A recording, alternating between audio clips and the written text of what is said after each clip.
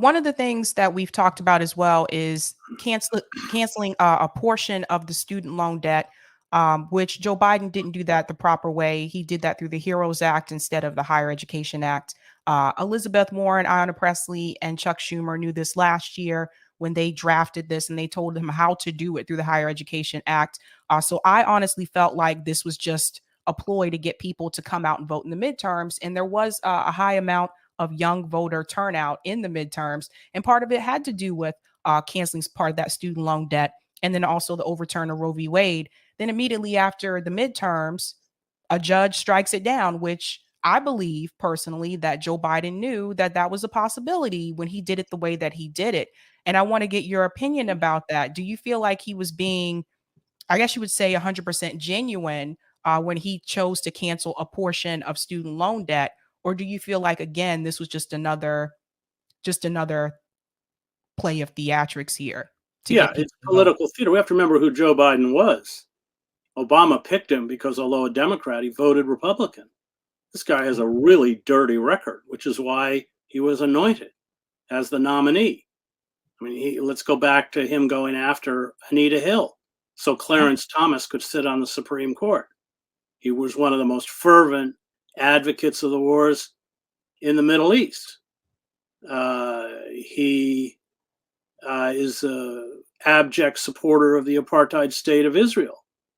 He fought school busing. And with Strom Thurmond, an open segregationist and racist, Mhm. sponsored the Comprehensive Crime Control Act, which eliminated parole for federal prisoners and limited the amount of time sentences that they had for good behavior. He was behind the 1994 Omnibus Crime Bill. He helped draft it. He massively expanded death penalty for federal crimes from just a couple to, I think, 51, doubling the nation's prison population. He's the one who militarized the police, pushing through the 1996 Anti-Terrorism and Effective Death Penalty Act that gutted the writ of habeas corpus. He was one of the authors of the Patriot Act, which allows the government with very little oversight to monitor all of our communications, phone, email, bank records, credit card reports, and of course, any activity on the internet. He was one of the architects of the destruction of welfare, and 70% of the original recipients on welfare were children. He's long called to cut Social Security. He fought for NAFTA.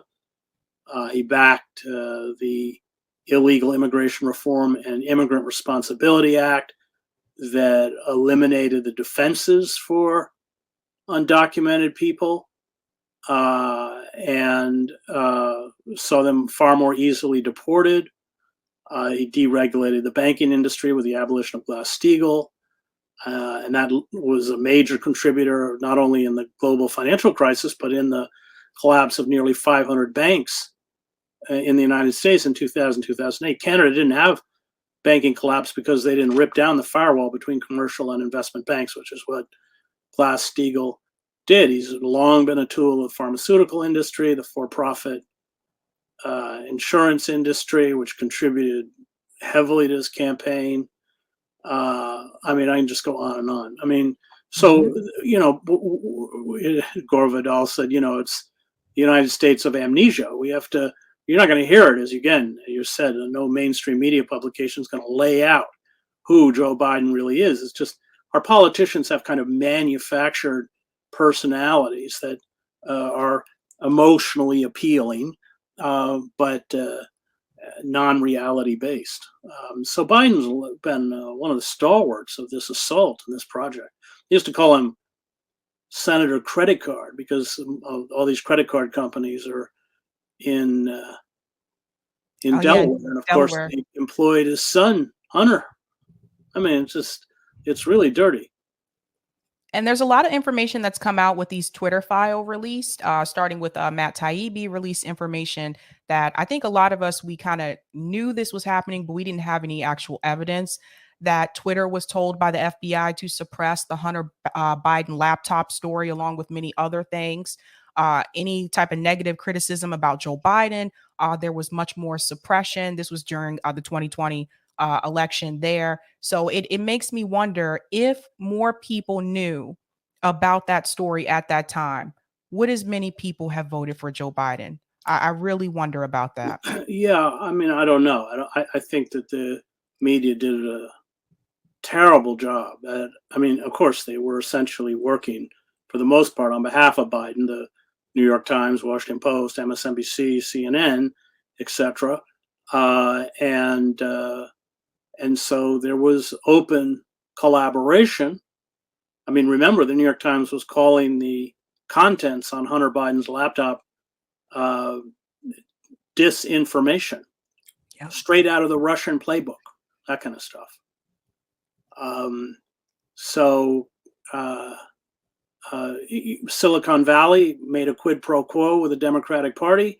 Democratic Party won't break them up, and therefore they, especially the end of the campaign, where it's dark money, so we don't know, but significant money, probably hundreds of millions of dollars. A lot of negative advertising came out of Silicon Valley on behalf of Biden, and the deal is we won't touch your monopolies. That's right. And I want to get your take on the billions and billions of dollars that have been sent to Ukraine. So as you know, Zelensky was in DC the other day. Again, still asking for more money. Right. This is unbelievable. And to me, it's just I don't understand how people can still defend it at this point. Like it's been, I think Glenn Greenwald said it's now going to total like 100 billion. I have to double check throughout this whole year, the amount of money that's gone to Ukraine.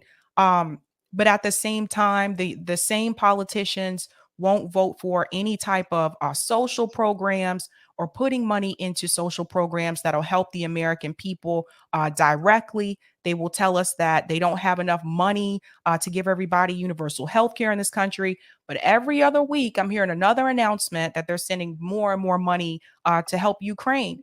And I think what's important for people to know is that it's not just weapons that they're sending them. If you look at the actual packages, some of those packages include health care, clean water. We have cities here that don't have clean water in the United States.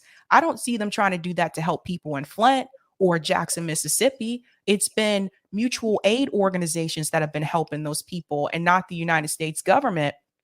And the question that I have is, how do you wake up the American people to this reality? Because I feel like they are heavy propagandized. I see all these people with these Ukraine flags in their bio. They think they know what's going on. They don't know the whole story. And it's just to me, how do you wake people up to that without coming across as I don't care about the people over there? Because it's not that we don't care. It's just that we could be using that money to help people here as well. Well, because the propaganda is so extreme, any questioning of the Ukrainian project means you instantly become a pariah. It's you can't even talk about the history behind the Russian aggression. I'm not defending it, of course, but I was in Eastern Europe in 1989. I covered the revolutions in East Germany, Czechoslovakia, and Romania. So we all thought NATO had been rendered obsolete, founded in 1949, designed to prevent Soviet expansion into Central and Eastern Europe. Everybody started talking about the peace dividend. We wouldn't have to continue the expenditures on the military that had been true during the Cold War. Promises were made to Gorbachev not to expand NATO beyond the borders of a unified Germany.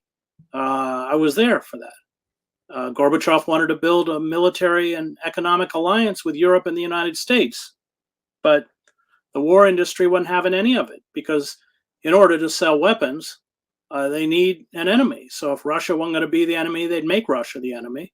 They expanded NATO up to Russia's borders, despite frequent protests from Moscow, legitimate protests.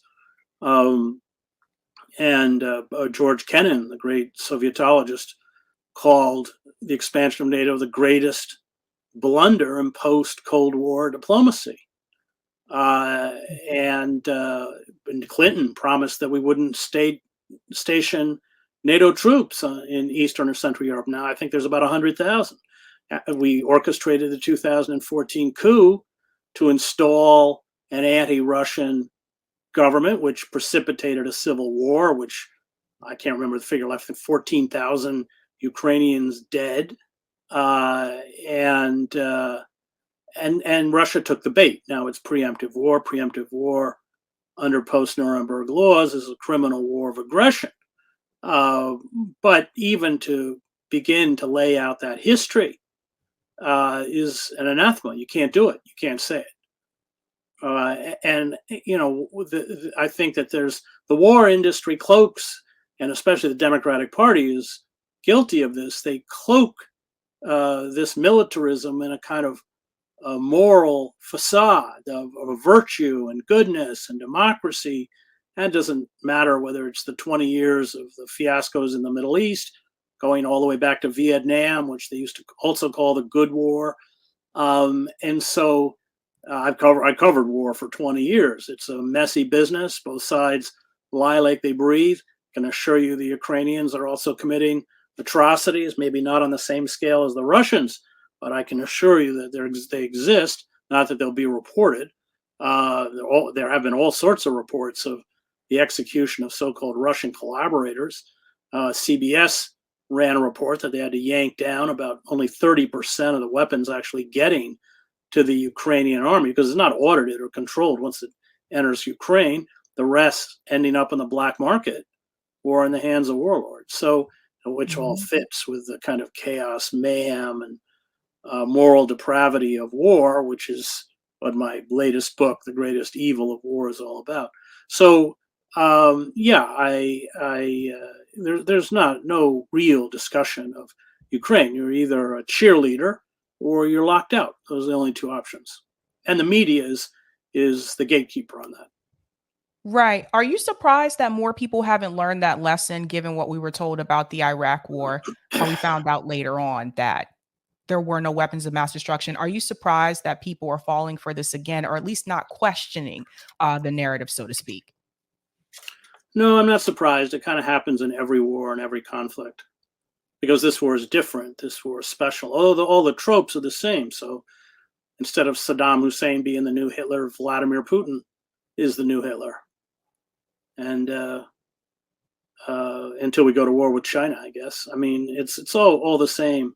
The Ukrainians are on the forefront of the battle for democracy, and Ukraine, by every standard, was a very corrupt, fairly dysfunctional country before this conflict began.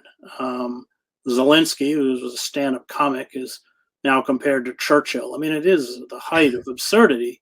But since the media essentially operates in the very constricted linguistic confines of cliches, that's all people are fed. What do you feel is the end result here? A lot of us are calling for peace. We want this to stop. Do you feel like this is going to be another one of those never ending wars, or do you feel like there will be some type of resolution soon? Well, ultimately, they have to talk, but there won't be much left of the Ukraine by the time they talk. And the New York Times ran an editorial which said this idea that Kyiv is going to reconquer all of Ukraine, including the eastern region, which populated by ethnic Russians, who, by the way, have been there for 2 centuries, is not realistic. They don't know where it's going to end any more than they knew where Iraq or Afghanistan was going to end. Raytheon, Northrop Grumman, these stocks have gone up by about 35% since this conflict began. Well, the rest of the market's depressed. And the same was true in Afghanistan. They kept the war going. We know from the Afghan papers, no military or political leader years before we got out thought that this was a winnable war. But it kept going because it's a business. War is a business. Made a lot of people very rich. And that's what's happening now in Ukraine. But it's dangerous, as Henry Kissinger, a man I loathe, but he pointed out correctly that you humiliating Putin and continuing this war is dangerous because this is a nuclear power. And I have covered wars, and you don't, once you open that Pandora's box, you don't know where those evils go. You don't know how you don't control it; it controls you. Barbara Tuchman wrote about that, in the First World War, the guns of August, and all. So that's the danger, and it's a very cynical policy. It's has nothing to do with Ukraine, of course. It has to do with degrading Russia, and in the best scenario of the war makers, removing Putin from power, and they'll make Ukraine pay the price. But yeah, they don't know where it's going, and any more than they knew where Afghanistan was going. And it's indefensible. I mean, it's just indefensible in terms of its cynicism and in terms of its diversion of resources, once again, into the hands of the militarists.